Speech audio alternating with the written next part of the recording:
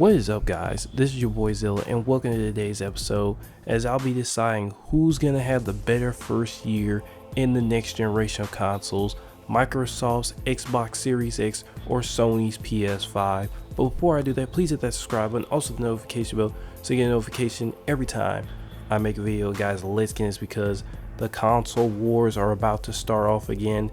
Pre-orders have already been done, but that's the deal already been dropped. And now we're setting the stage for the first year of these new generation of consoles, which, keep in mind, is probably going to be the biggest leap in console gaming since 2D to 3D. But how does the first year of exclusives line up against each other? We're going to start off with the overachiever, the dominant force, and the one who is the front runner for this generation, Sony. What do they have coming in the year pipeline that is going to keep them on top and set them apart from Microsoft? And they have made big moves in the past, like Bethesda. First thing we gotta talk about is Spider-Man Miles Morales, the biggest launch game that's coming out next to Demon's Souls. Those two alone completely counter Xbox's side right now.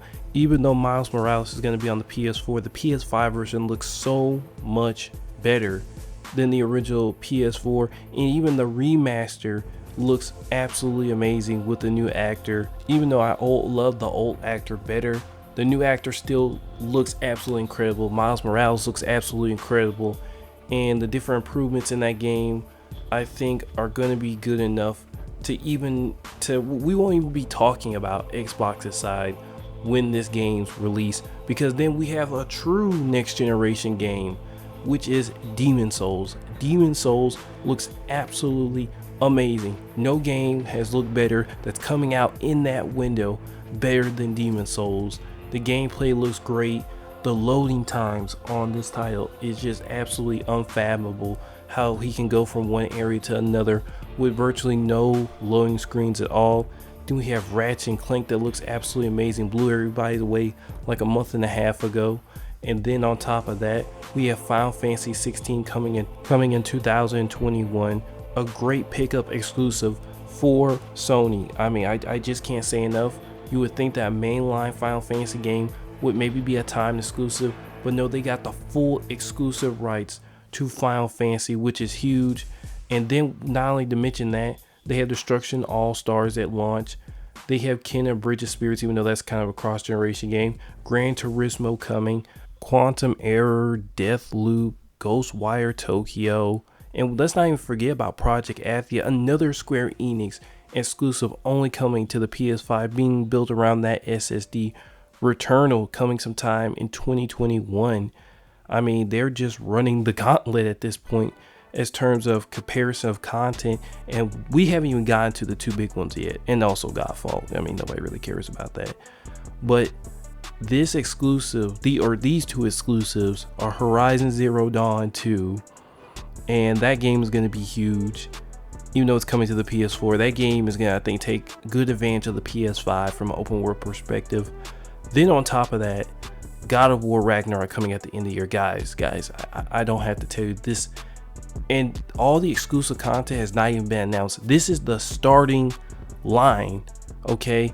We don't know what other millions of dollars that Sony has put into companies to make those games exclusives or timed exclusive. This is just the beginning of what we know. So now let's turn over to Microsoft. Let's see what they have exclusively going for them. Let's see here. We have Avowed, Obsidian's new IP, Fable coming out of Playground Games.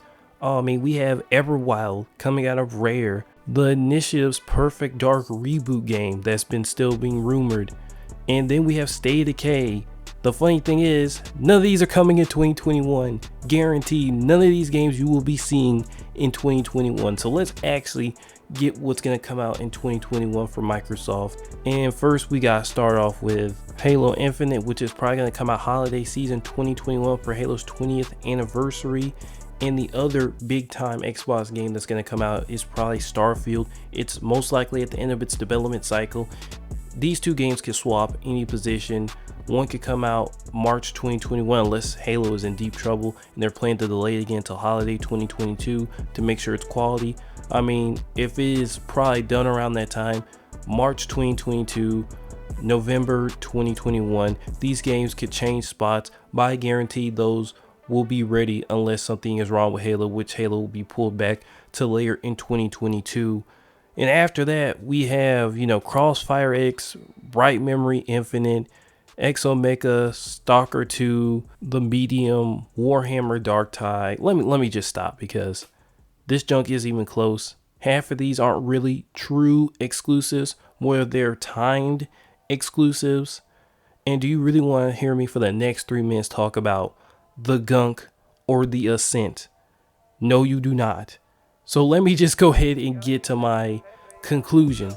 With the PS5's different features, UI, which we have not seen yet, weirdly, and Xbox's, seemingly weird performance that the S for Yakuza Like a Dragon can only run at 900p for 60 FPS in performance mode, which is insane.